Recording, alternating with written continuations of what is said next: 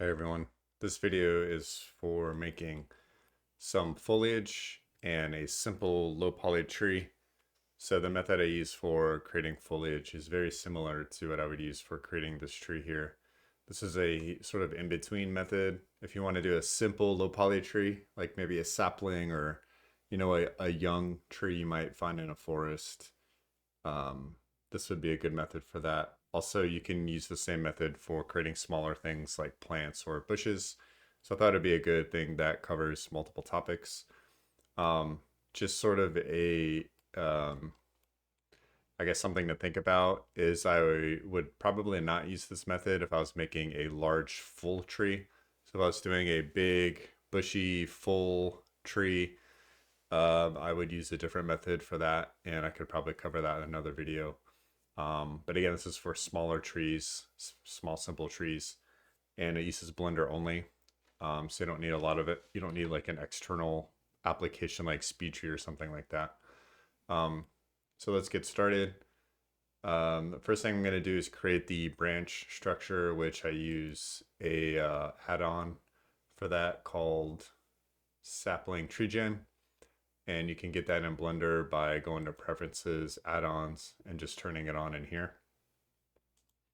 So what that does is give you a pretty good start with making a tree. You can do it by hand pretty easily, but I feel like this is just kind of faster. And then whatever you make with this, you can always edit it. So there's kind of really no reason not to. I made it, and at first it gives you this really gross, messing looking kind of thing. So I'm just going to open up the settings and work with the settings here. The first thing I'm going to do is go to preset and switch it to a white birch because that's closer to what I want to make. This is a little too much for what I'm going for. So I'm going for a young sapling kind of low poly looking tree. So I'm going to turn on wireframe so I can kind of see the wireframe. And this is a lot of resolution, so I'm going to take the curve resolution down and then also the bevel resolution. The bevel resolution is how around it is. So one is pretty good for like a standard low poly tree you might want to put in a game. One is pretty good.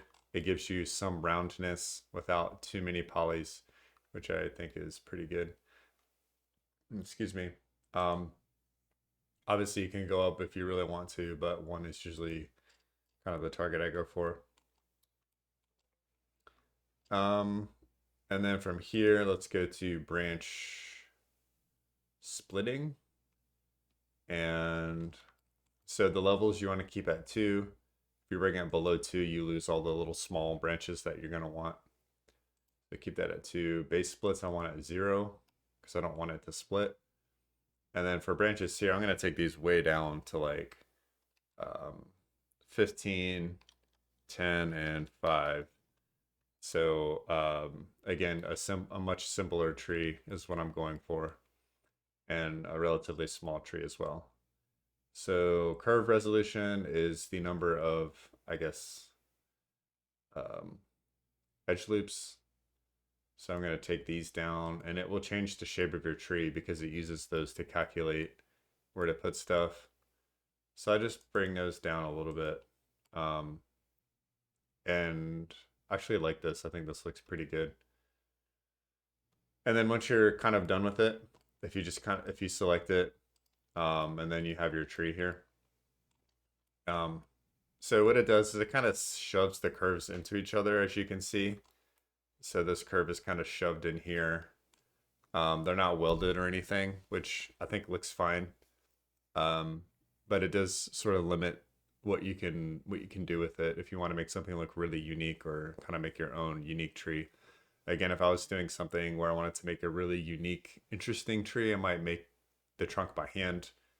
This is just sort of like a throwaway environment tree that you might just kind of populate around. So like this kind of stuff doesn't bother me too much if it's just sort of stuck into the geometry. So right now it's just curves. So I'm going to convert it to a mesh so that I can actually edit it. So now you can see it is now a mesh with vertices. From here, I usually will go through and clear out some vertices I don't need. So go to X-ray mode, and anywhere I see where there's like here, it's straight. I don't really need that extra loop there. And I'll just hold shift and kind of go through and grab all of those. I'm probably not going to do all of them for this video just to save some time, but I do recommend doing this. Just, why not? Just kind of get rid of some extra stuff. It actually looks pretty good. I don't probably need to do it too much, but if you do see a lot of stuff you might want to clear out, you can do that. It doesn't really help that much with something this low poly, but if you're making a forest and you have hundreds of trees in a scene, all this will add up. So I do like to kind of thin it out if I can. So I'll go through and do this probably a little bit better, but for the sake of speed, I'll just kind of stop here. And I'll hit 2. So 2 will convert those selections to edge, and then X, and then dissolve those edges. And it'll kind of get rid of them, but it'll keep the underlying geometry. You can also tweak the tree shape if you want. So for example, I don't like how this sticks out a lot. This sticks out like a little too much for me. So I might actually, so maybe I'll select these, and then X, dissolve edge. Oop, I don't want to dissolve all of those edges. So X, hold on, 2, dissolve edges, 2, dissolve edges, and then I'll just grab that and kind of pull it closer in. There we go. So just kind of pull that in so it doesn't stick out so much. But you can do things like that too if you want to alter the silhouette of your tree. So if you are happy with your branch structure, you can start making the leaves. Actually, you know what, let's texture this real quick and then we'll make the leaves. So let's make a material and let's just call it bark. I have lots of just different like leaf and bark textures around from various projects that I do. So I'm going to grab one of those. And then I'm going to turn on texture and then matte cap.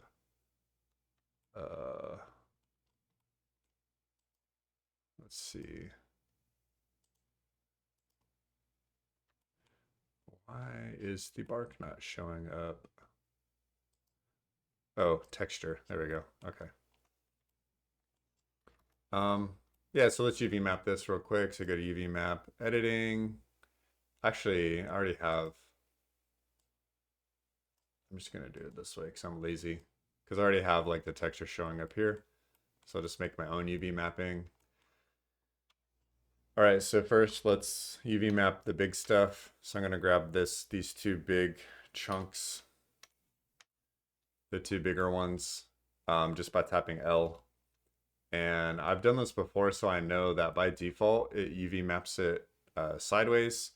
So I have to select these UVs and then R90 to rotate it 90 degrees, and then scale it in.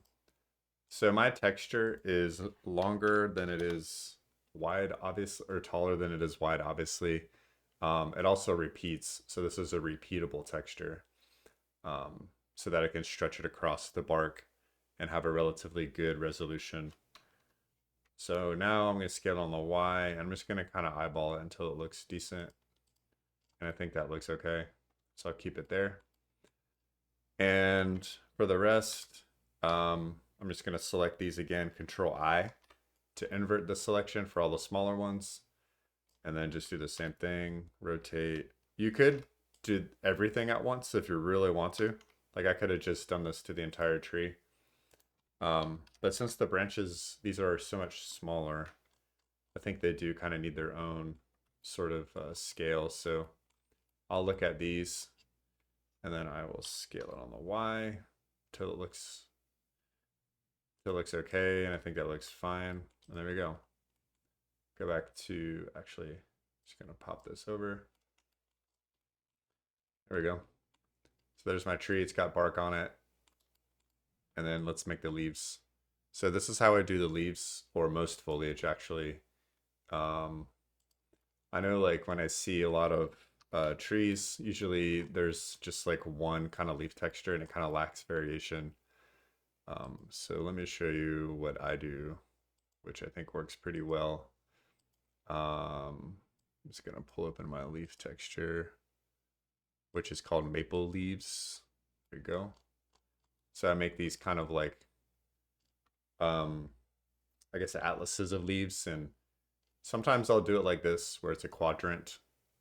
As you can see, 4 quadrants. Other times I will just kind of cut it in half and have one long one on this half, and then smaller ones. I break it up in a lot of different ways depending on what kind of tree I'm making or what kind of shape leaves I want. Um, so yeah, actually, I might be able to show you. Let's see if I have any other ones just kind of laying around real quick. So let me just do this. So let's get an image texture.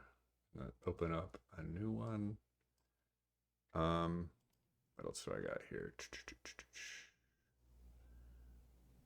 Just bear with me. Open. What is this? Oh, okay. Yeah, so this is a different, as you can see, this is a different kind of tree. It's a, I forgot what kind of tree. It's some sort of fir tree, I think. But yeah, so I have similarly an atlas, but it's a little different. This one is constructed in a way where it's so full and thick, you can't really tell that this doesn't have much variation. Also, these, depending on where it is in the tree, are bigger or smaller, and they also bend and have kind of like a, you know, that like pine tree shape where it kind of swoops down. So I could easily get away with having one variation for the leaves, but then I did put these like branches, like a dead branches here and a brown one, which adds some nice variation to it. Um, but yeah, so I typically, depending on the tree, will make different kinds of leaf atlases. And then what I do is I just cut them up. Oops, Control Z. So I'll just put a couple edge loops here, cut it up. I'll tap 3.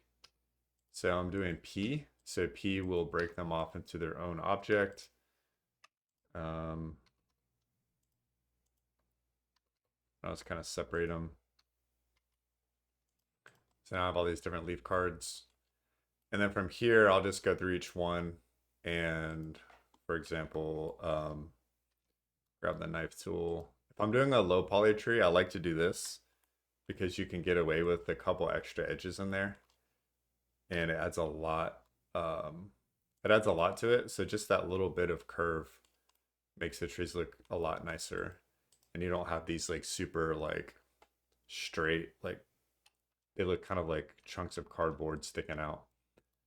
So I add a little bit of detail like that. And let me just add the cursor to selected, and then origin to cursor. So I want the origin to be at the end, so I can just stick those into the tree branches when I'm actually constructing the tree. So yeah, also when I make my tree atlases or whatever you want to call them, or leaf atlases, I should say, I always do it in a way that I can have a vertex at the end here, so that way I can put the origin there, which will make it easy for me to place the trees. This is kind of a big one. I might do actually splurge a little bit and do 2 edges here, and maybe just pull the middle up so it has kind of a full shape like that. And then I'll shade it smooth. Excuse me. Also, the scale is a little off on these. You can see the leaves. So this is a much bigger clump, but the leaves are sort of relatively smaller than these other ones. So I might scale it up a little bit. So it kind of, this one is too, needs to get scaled a little bit to kind of match the scale of these. This has a one really big leaf, but you can kind of eyeball that, whatever you think looks good. So yeah, same thing.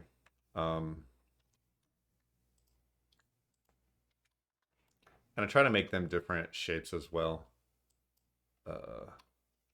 Maybe this one is only kind of half down. Shade smooth. Move the cursor to selected so that I can set the origin there. I only have one left. So this one's pretty small, and there's a little empty space here. So I might just kind of cut it out myself like that.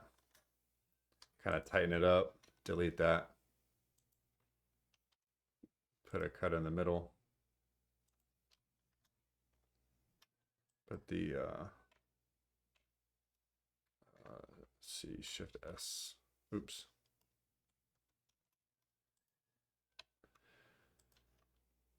All right. And then, I don't know, maybe all three of these go down. Oop, down, like that. All right. So now I have all my leaf cards. And so I'm not going to make the whole tree. I'm just going to show you how to get started, and then you can get a general idea from there. But let me just kind of look. I think do I like the leaf size?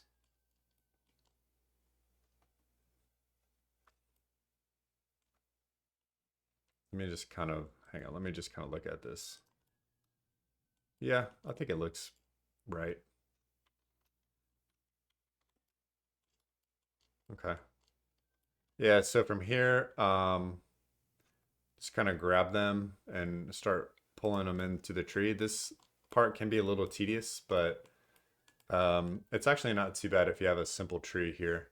And you can make clumps and copy clumps around to make it easier for yourself. But I'm just going to snap face project and see how that works. So you can see this will snap to faces, kind of. And you can just kind of snap these in place. And then if you tap R, you can, oh, this is not working. Hold on. It's really off.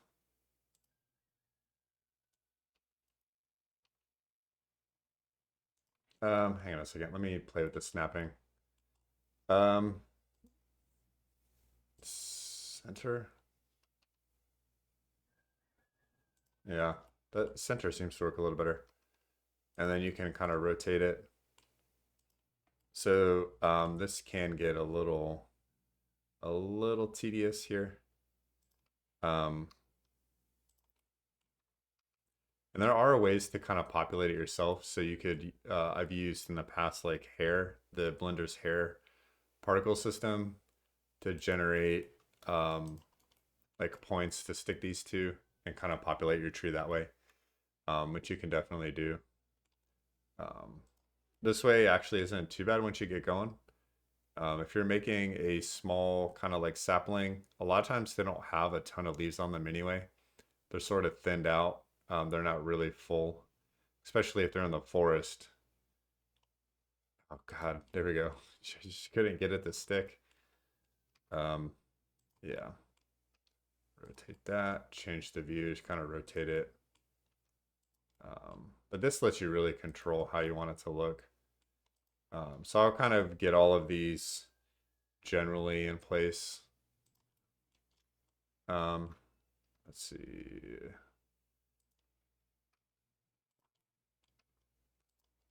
Go up. This one is really wonky.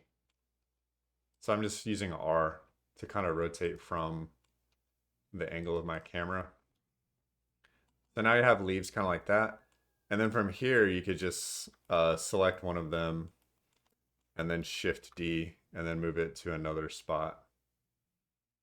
And then kind of like go from there, right? And since your pivot is on the end, it always sort of snaps from the pivot onto the face. You can also change the snap settings to like vertex if you want to snap these to like the vertices of your branches. That's also fine. Or face nearest. I don't yeah, so snap to nearest point. Let me try this one and see how it goes. So I always like every time I do this, I kind of play with different settings. And see, this one actually feels pretty good too. So you can play with snap settings. And snapping is key. Whatever snapping settings you like, it definitely makes a difference. Yeah, I like this one. This one feels pretty good. It snaps right to it. And hold on, see, go like that way. Maybe they start going up a little bit. So you can see just kind of filling it out and going from there. You can select like multiple chunks and duplicate them up. Um, like let's say you want this area here, you could just sort of shift D, um, G, just move it there. Kind of easily just duplicate and move stuff around if you want to, which is helpful. Yeah. And I just go through and just kind of do the whole tree that way, all the branches. And yeah, so this is like a simple kind of young stopping tree. And I use the same method for doing bushes or other kinds of foliage, other kinds of plants, things that are a little bit more substantial than just like grass or like a fern. I'll do it this way. Something else that you can do, um, if you want to kind of speed things up, is you can grab like so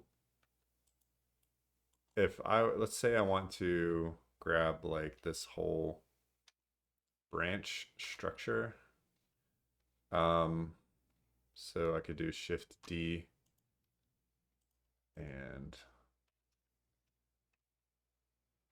oh, hold on a second. Oh geez, hang on. I'm okay. Let me I didn't plan ahead, so this isn't as let me turn snapping off.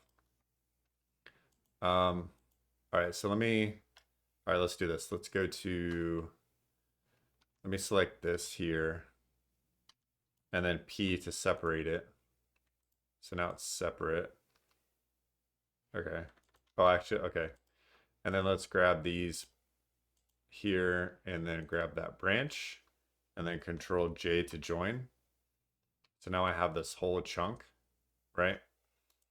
And to speed things up, you can make larger chunks.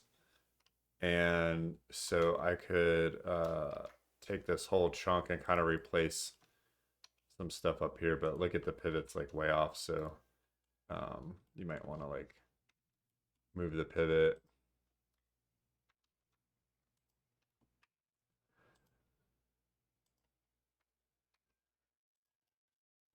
Um, but sometimes if I'm in a hurry, I'll make a bunch of like bigger chunks and I'll just kind of like delete the smaller stuff and just distribute these larger ones.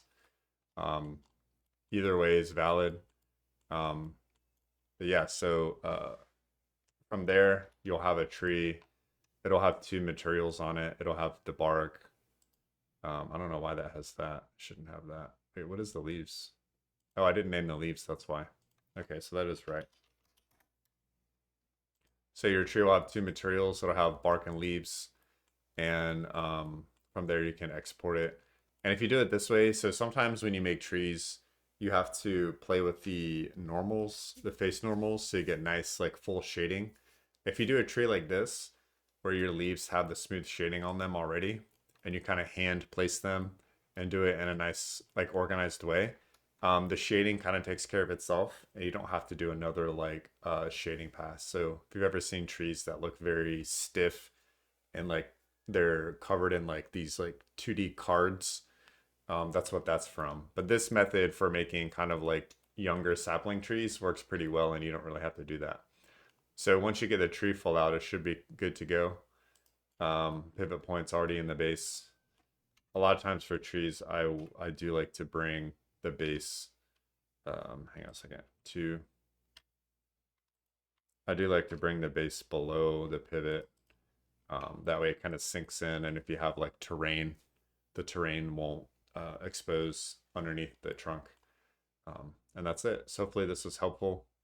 And if people enjoy this, I might make some more substantial tree tutorials.